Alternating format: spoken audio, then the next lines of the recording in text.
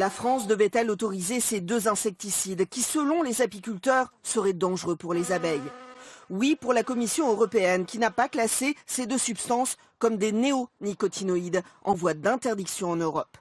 Mais pour les apiculteurs, c'est un tour de passe-passe. Cette nouvelle molécule, le sulfoxaflor, ressemble aux insecticides qu'ils subissent depuis des années.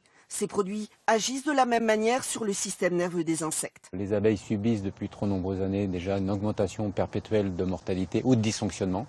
Et avec l'autorisation de cette nouvelle molécule, le risque est présent à nouveau. Du côté du groupe américain qui commercialise ces nouveaux insecticides ou en France, de l'Agence nationale de sécurité sanitaire qui vient de les autoriser, les arguments sont les mêmes. Si le sulfoxaflor a le même mode d'action, il n'appartient pas à la même famille chimique que les néonicotinoïdes. Surtout, il se différencie par sa faible persistance dans les sols et les plantes. Ces métabolites ne sont pas toxiques pour les insectes. Mais pour certains scientifiques, les conséquences de ces substances peuvent être dramatiques pour la santé des abeilles.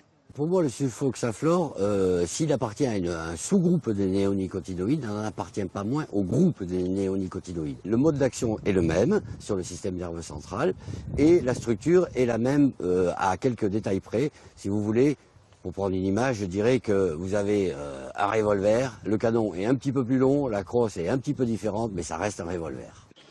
Des inquiétudes que le gouvernement semble avoir entendues. Ce soir, les ministres en charge du dossier viennent de demander à l'Agence de sécurité sanitaire d'examiner en priorité dans les 3 mois de nouvelles données sur les risques de ces insecticides.